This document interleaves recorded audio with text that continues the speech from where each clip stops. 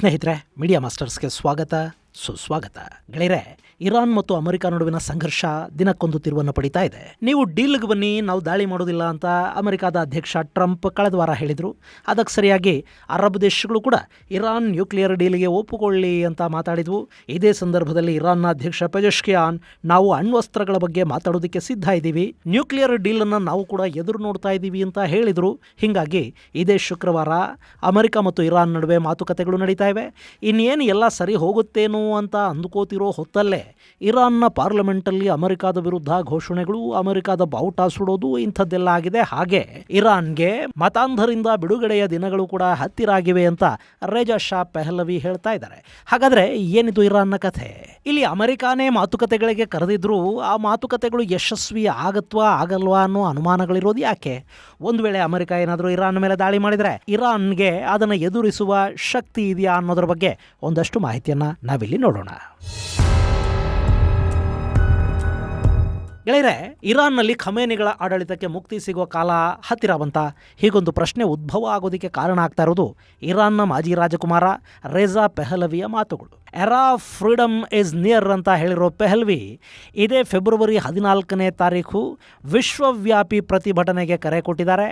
ಅವತ್ತು America, Canada, Europe ಸೇರಿದ ಹಾಗೆ ಜಗತ್ತಿನ ನಾನಾ ಕಡೆಗಳಲ್ಲಿನ ಇರಾನ್ನ ಪ್ರಜೆಗಳು ಪ್ರತಿಭಟನೆಗಳನ್ನು ಮಾಡ್ತಾರೆ. ಅದರಲ್ಲೂ ಟೊರಾಂಟೊ, ಮ್ಯೂನಿಚ್, ಲಾಸ್ ಏಂಜಲೀಸ್ಗಳಲ್ಲಿ ಇರಾನ್ನ ಜನ ಖಮೇನಿಯ ಆಡಳಿತವನ್ನು ವಿರೋಧಿಸಿ ನಡೆಸಲಿರುವ ಪ್ರತಿಭಟನೆಗಳಲ್ಲಿ ದೊಡ್ಡ ಮಟ್ಟದಲ್ಲಿ ಭಾಗಿಯಾಗಿ ಅಂತ ಪೆಹಲವಿ ಕರೆ ಕೊಟ್ಟಿದ್ದಾರೆ. ಹಾಗೆ ಯಾರಿಗೆ ಈ 3 ನಗರಗಳಿಗೆ ಬರೋದಕ್ಕೆ ಸಾಧ್ಯ ಆಗೋದಿಲ್ವೋ ಅಂಥವರು ನಿಮ್ಮ ಊರುಗಳಿಂದಲೇ ಇರಾನ್ ರಾಜಾಡಳಿತಕ್ಕೆ ಬೆಂಬಲವನ್ನು ಕೊಡಿ ಅಂತ ಹೇಳೋದರ ಮೂಲಕ ಇರಾನ್ ಒಳಗಿನ ಕಿಚ್ಚನ್ನು ಜಗತ್ತಿನ ಮುಂದಿಡೋದಕ್ಕೆ ಪೆಹಲವಿ ಹೋಗ್ತಾ ಇದ್ದಾರೆ. ಇನ್ನು ಭಯದ ಕಾಲ ಮುಗಿತು, ನಮ್ಮ ದೇಶವನ್ನು ಹತ್ಯಾಕಾಂಡಗಳಿಂದ, ಕೊಲೆಗಳಿಂದ ನಾಶ ಮಾಡಿದ ಇಸ್ಲಾಮಿಕ್ ಆಡಳಿತದಿಂದ ಮುಕ್ತಿ ಸಿಗುವ ಕಾಲ ಹತ್ತಿರ ಬಂದಿದೆ ಅಂತ ಪೆಹಲವಿ ಹೇಳ್ತಾ ಇದ್ದಾರೆ.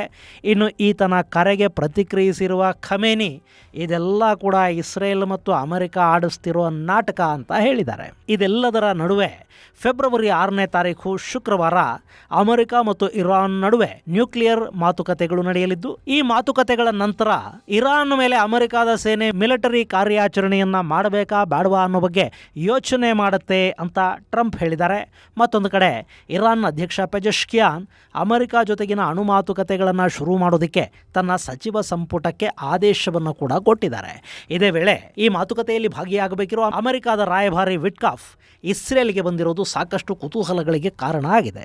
ಬಹುಶಃ ಮಾತುಕತೆಗಳ ಸಂದರ್ಭದಲ್ಲಿ ನೆತನ್ಯಾಹು ಅವರಿಂದ ಸ್ವಲ್ಪ ಮಾಹಿತಿ, ಸಲಹೆಗಳನ್ನು ಈ ಸ್ಟೀವ್ ವಿಟ್ಕಾಫ್ ಪಡೆಯೋ ಸಾಧ್ಯತೆ ಇರುತ್ತೆ. ಶುಕ್ರವಾರ ಮಾತುಕತೆಗಳು ನಡೆಯಲಿವೆ. ಆ ಮಾತುಕತೆ ಸಫಲ ಆಗಲಿ ಅಂತ ಅರಬ್ ದೇಶಗಳು ಕೂಡ ಬಯಸ್ತಾ ಇವೆ. ಈ ಮಾಹಿತಿಯನ್ನು UAE ಅಧ್ಯಕ್ಷರ ಸಲಹೆಗಾರ ಅನ್ವರ್ ಗರ್ಗಾಶ್ ತಿಳಿಸಿದ್ದಾರೆ. ಈ ಮೂಲಕ ಇರಾನ್ ಅಮೆರಿಕ ಜೊತೆಗಿನ ಸಂಬಂಧಗಳನ್ನು ಸುಧಾರಿಸ್ಕೋಬೇಕು, ಹಾಗಾಗದೇ ಇದ್ದರೆ ಮಧ್ಯಪ್ರಾಚ್ಯ ಮತ್ತಷ್ಟು ಸಂಘರ್ಷ ಪೀಡಿತ ಆಗಬಹುದು ಅನ್ನೋ ಆತಂಕವನ್ನು ಇಲ್ಲಿ UAE ವ್ಯಕ್ತಪಡಿಸ್ತಾ ಇದೆ. ಆದರೆ ಇಸ್ರೇಲ್ ಮಾತ್ರ ಯಾವುದೇ ಕಾರಣಕ್ಕೂ ಇಲ್ಲಿ ಯಾವ ಒಪ್ಪಂದಗಳು ಆಗೋದಕ್ಕೆ ಬಿಡೋದಿಲ್ಲ. ಹಾಗೇನಾದರೂ ಆದರೆ ಇರಾನ್ನಲ್ಲಿ ಖಮೇನಿ ಆಡಳಿತ ಹಾಗೆ ಮುಂದುವರ್ಕೊಂಡು ಹೋಗುತ್ತೆ. ಸೊ ಮಾತುಕತೆಗಳು ವಿಫಲವಾಗೋದಕ್ಕೆ ಏನು ಬೇಕು ಅದನ್ನು ಇಸ್ರೇಲ್ ಖಂಡಿತ ಮಾಡುತ್ತೆ ಅಂತ ಕೂಡ ಕೆಲವರು ಹೇಳ್ತಾ ಇದ್ದಾರೆ. ಹೀಗಾಗಿನೇ ಇಲ್ಲಿ ಒಂದು ವೇಳೆ ಮಾತುಕತೆಗಳು ವಿಫಲವಾದರೆ ಏನಾಗಬಹುದು ಅನ್ನೋ ಕುತೂಹಲಗಳು ದೊಡ್ಡ ಮಟ್ಟದಲ್ಲಿ ಶುರುವಾಗ್ತಾ ಇರೋದು. ಗೆಳೆಯರೆ, ಇರಾನ್ ಅಣುಶಕ್ತ ಆಗಬೇಕು ಅಂತ ಡಿಸೈಡ್ ಮಾಡಿ ಆಗಿದೆ. ಅದಕ್ಕಾಗಿ ಅವರು ತಯಾರಿಗಳನ್ನು ಕೂಡ ದೊಡ್ಡ ಮಟ್ಟದಲ್ಲಿ ಮಾಡ್ತಾ ಇದ್ದಾರೆ. ನೆಲದ ಆಳದಲ್ಲಿ ಸಂಶೋಧನಾ ಕೇಂದ್ರಗಳನ್ನು ಮಾಡಿಕೊಂಡಿದ್ದಾರೆ. ಇನ್ನು ಇಸ್ರೇಲ್ ಅಲ್ಲಿನ ಸಾಕಷ್ಟು ಸೈಂಟಿಸ್ಟ್ಗಳನ್ನು ಕೊಲ್ಲಿಸ್ತು, ಅವರ ಅಣು ಕೇಂದ್ರಗಳ ಮೇಲೆ ಸೈಬರ್ ದಾಳಿ ಮಾಡಿತು. ಅಮೆರಿಕದ B-2 ಬಾಂಬರ್ಗಳು ದಾಳಿ ಮಾಡಿದ್ವು. ಆದರೆ ಇರಾನ್ನ ಅಣು ಪರೀಕ್ಷೆಗಳನ್ನು ಸಂಪೂರ್ಣವಾಗಿ ತಡೆಯೋದಿಕ್ಕಂತೂ ಸಾಧ್ಯ ಆಗಿಲ್ಲ. ಇನ್ನು ಈಗ ಅಮೆರಿಕ ಜೊತೆ ಮಾತುಕತೆಯ ನಂತರ ಕೂಡ ಇರಾನ್ ಅಣು ಪರೀಕ್ಷೆಗಳನ್ನು ರಹಸ್ಯವಾಗಿ ಮುಂದುವರಿಸೋದಿಲ್ಲ ಅನ್ನೋ ನಂಬಿಕೆ ಕೂಡ ಅಲ್ಲಿ ಯಾರಿಗೂ ಇಲ್ಲ. ಇನ್ನು ಇರಾನ್ನಲ್ಲಿನ ಇಸ್ಲಾಮಿಕ್ ಆಡಳಿತ ಅಲ್ಲಿನ ಸುನ್ನಿ ದೇಶಗಳಿಗೆ ಅಭದ್ರತೆಯನ್ನು ಉಂಟು ಮಾಡ್ತಾ ಇದೆ ಅನ್ನೋದು ಎಷ್ಟು ನಿಜಾನೋ, ಖಮೇನಿಗಳ ಅಮೆರಿಕ ದ್ವೇಷ ಮಧ್ಯಪ್ರಾಚ್ಯದಲ್ಲಿ ಅಮೆರಿಕದ ಪ್ರಾಬಲ್ಯಕ್ಕೆ ತಡೆ ಒಡ್ತಾ ಇದೆ. ಅಲ್ಲಿ ಚೈನಾ, ರಷ್ಯಾಗಳ ಪ್ರೆಸೆನ್ಸ್ ಹೆಚ್ಚಾಗೋದಕ್ಕೆ ಕಾರಣ ಆಗ್ತಾ ಇದೆ ಅನ್ನೋದು ಕೂಡ ಅಷ್ಟೇ ನಿಜ. ಹೀಗಾಗಿ ಅಮೆರಿಕ ಕೂಡ ಅಲ್ಲಿ ಅಣ್ವಸ್ತ್ರ ಅನ್ನೋದಕ್ಕಿಂತ ಹೆಚ್ಚಾಗಿ ಖಮೇನಿ ಆಡಳಿತವನ್ನು ಕಿತ್ತೆಸೆದು ತಮಗೆ ನಿಷ್ಠ ಆಗಿರೋ ಯಾವನನ್ನಾದರೂ ತಂದು ಕೂಡಿಸಬೇಕು ಅಂತ ಬಯಸತ್ತೆ. ಸೊ ಅಲ್ಲಿ ಮಾತುಕತೆಗಳು ಯಶಸ್ವಿ ಆಗಬೇಕು ಅಥವಾ ಆಗತ್ವೆ ಅಂತೇನಿಲ್ಲ. ಅಕಸ್ಮಾತ್ ಮಾತುಕತೆ ಮುರಿದು ಬಿದ್ದು ಯುದ್ಧ ಅನ್ನೋದು ಅನಿವಾರ್ಯ ಆದರೆ ಅಲ್ಲಿ ಏನಾಗಬಹುದು? ಇದು ಸದ್ಯದ ಪ್ರಶ್ನೆ. ಸ್ನೇಹಿತರೆ, ಇಲ್ಲಿ ನಿಮಗೊಂದು ಸಣ್ಣ ಮಾಹಿತಿಯನ್ನು ಕೊಡೋದಿದೆ. ಇದೇ ಮಾರ್ಚ್ 9ಕ್ಕೆ Seven Sands tourism company Kashi ಅಯೋಧ್ಯೆಗೆ ಮತ್ತೊಂದು ಟ್ರಿಪ್ ಅನ್ನು ಆಯೋಜಿಸಿದೆ. ಇದಕ್ಕಾಗಿ ಅವರೊಂದು ಬೆಸ್ಟ್ ಆಫರ್ ಪ್ರೈಸ್ ಅನ್ನು ಕೊಡ್ತಾ ಇದ್ದಾರೆ. 33,500 ರೂಪಾಯಿಗೆ ಕಾಶಿ ಅಯೋಧ್ಯೆ ತ್ರಿವೇಣಿ ಸಂಗಮಕ್ಕೆ ಕರ್ಕೊಂಡು ಹೋಗ್ತಾರೆ. ಇದು 3 ರಾತ್ರಿಗಳು ಹಾಗೂ 4 ದಿನಗಳ ಟ್ರಿಪ್ ಆಗಿರುತ್ತೆ. ಈ ಪ್ಯಾಕೇಜಲ್ಲಿ ಫ್ಲೈಟ್ ಟಿಕೆಟ್ಸ್ ಇರುತ್ತೆ, 3 ಸ್ಟಾರ್ ಹೋಟೆಲಲ್ಲಿ ಸ್ಟೇ ಇರುತ್ತೆ, ಊಟ ತಿಂಡಿ ಪ್ರತಿಯೊಂದನ್ನು ವ್ಯವಸ್ಥೆ ಮಾಡ್ತಾರೆ. ಹಾಗೆ ಸುಖವಾಗಿ ನಿಮಗೆ ದೇವರ ದರ್ಶನ ಆಗುತ್ತೆ. AC ಟ್ರಾನ್ಸ್ಪೋರ್ಟ್ ವ್ಯವಸ್ಥೆ ಇರುತ್ತೆ.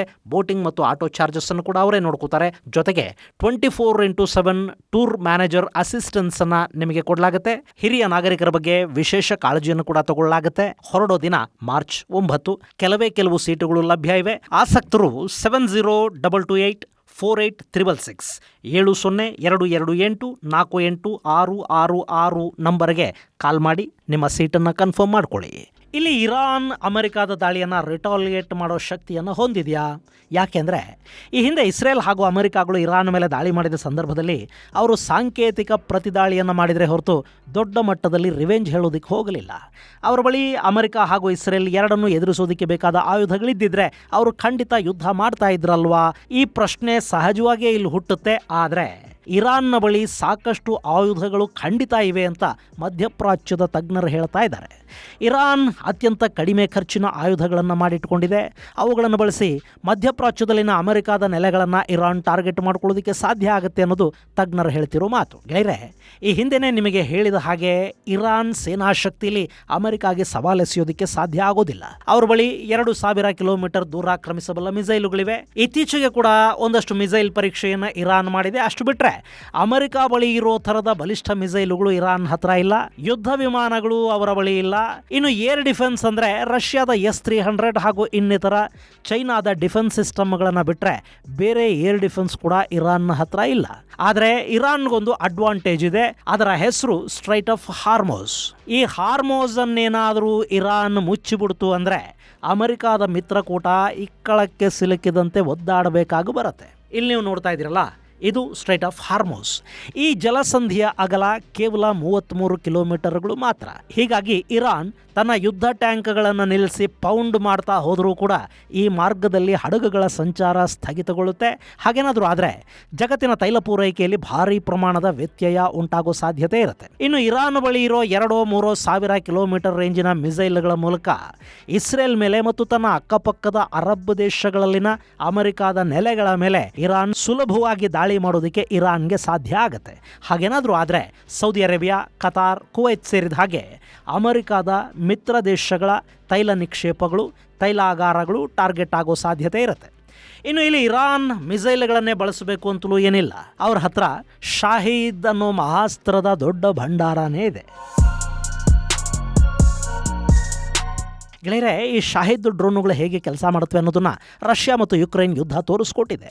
ಅತ್ಯಂತ ಕಡಿಮೆ ಬೆಲೆಗೆ ತಯಾರಾಗುವ ಈ ಕಾಮಿಕಾಜಿ ಡ್ರೋನುಗಳು 50 kgಯಷ್ಟು ಸಿಡಿತಲೆಯನ್ನು ಹೊತ್ತೊಯ್ಯುವ ಸಾಮರ್ಥ್ಯವನ್ನು ಹೊಂದಿರುತ್ತವೆ. ಇವುಗಳನ್ನು ಒಂದರ ಹಿಂದೊಂದರಂತೆ 100 ಸಂಖ್ಯೆಯಲ್ಲಿ ಹಾರಿಸೋದ್ರಿಂದ ಏರ್ ಡಿಫೆನ್ಸ್ ಕೂಡ ಕನ್ಫ್ಯೂಸ್ ಆಗಿ ಸಾಕಷ್ಟು ಡ್ರೋನುಗಳು ಟಾರ್ಗೆಟನ್ನು ರೀಚ್ ಮಾಡಿಬಿಡುತ್ತವೆ. ಇನ್ನು ಡ್ರೋನುಗಳು ತುಂಬ ಎತ್ತರದಲ್ಲಿ ಹಾರುವುದಿಲ್ಲ. ಹೀಗಾಗಿ ಇವುಗಳನ್ನು ಬೇಗ ಐಡೆಂಟಿಫೈ ಮಾಡೋದು ಏರ್ ಡಿಫೆನ್ಸ್ಗೆ ಕೂಡ ಕಷ್ಟ ಆಗುತ್ತೆ. ಹೀಗಾಗಿನೇ ಡ್ರೋನ್ಗಳನ್ನು ಯುದ್ಧಗಳಲ್ಲಿ ಗೇಮ್ ಚೇಂಜರ್ಗಳು ಅಂತ ಕರೀತಾರೆ.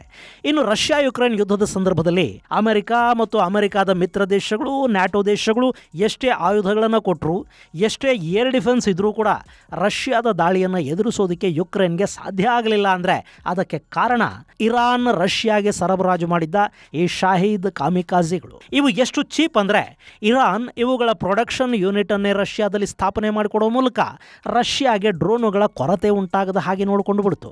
ಈಗ ಅಲ್ಲಿ ಯಶಸ್ಸನ್ನು ಪಡ್ಕೊಂಡಿರೋ ಈ ಡ್ರೋನುಗಳನ್ನು ಅಮೆರಿಕ ಹಾಗೂ ಅದರ ಮಿತ್ರರ ವಿರುದ್ಧ ಬಳಸೋದಕ್ಕೆ ಇರಾನ್ ನಿರ್ಧಾರ ಮಾಡಿದೆ ಅಂತ ಹೇಳ್ತಾ ಇದ್ದಾರೆ. ಇರಾನ್ನ ಬಳಿ ಸುಮಾರು 80,000 ಶಾಹಿದ್ ಡ್ರೋನುಗಳಿವೆಯಂತೆ.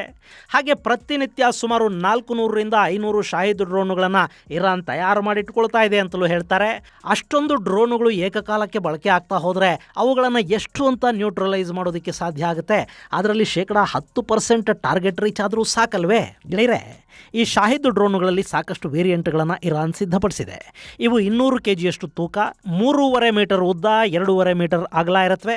ಈ ಕಾಮಿಕಾಜಿ ಡ್ರೋನುಗಳ ವೇಗ ಪ್ರತಿ ಗಂಟೆಗೆ 185 ಕಿಲೋಮೀಟರ್, ಅವುಗಳ ರೇಂಜು 900 ಕಿಲೋಮೀಟರ್ನಿಂದ 4000 ಕಿಲೋಮೀಟರ್ ಅಂತ ಹೇಳ್ತಾರೆ.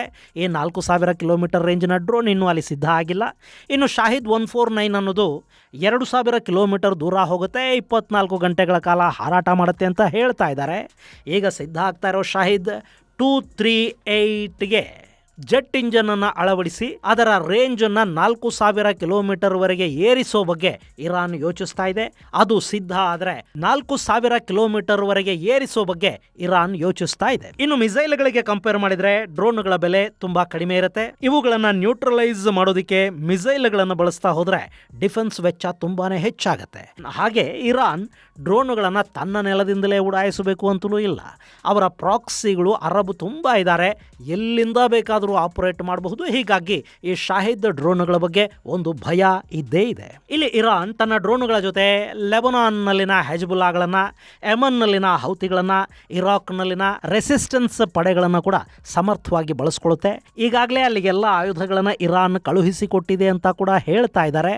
ಮೊನ್ನೆ ಇಸ್ರೇಲ್ ಲೆಬನಾನ್ನಲ್ಲಿನ ಹೆಜ್ಬುಲ್ಲಾಗಳ ದೊಡ್ಡ ಆಯುಧಾಗಾರವನ್ನು ನಿರ್ದಿಷ್ಟ ದಾಳಿಯ ಮೂಲಕ ನಾಶ ಮಾಡಿದೆ. ಇರಾನ್ ಮೇಲೆ ದಾಳಿ ಮಾಡುವ ಮೊದಲು ಇಸ್ರೇಲ್ ಇಂಥ ಸಾಕಷ್ಟು ಆಯುಧಾಗಾರಗಳನ್ನು, ಇರಾನಿನ ಉಪಸೇನಾ ನೆಲೆಗಳನ್ನು ನಾಶ ಮಾಡುವ ಕೆಲಸವನ್ನು ಮಾಡುತ್ತೆ.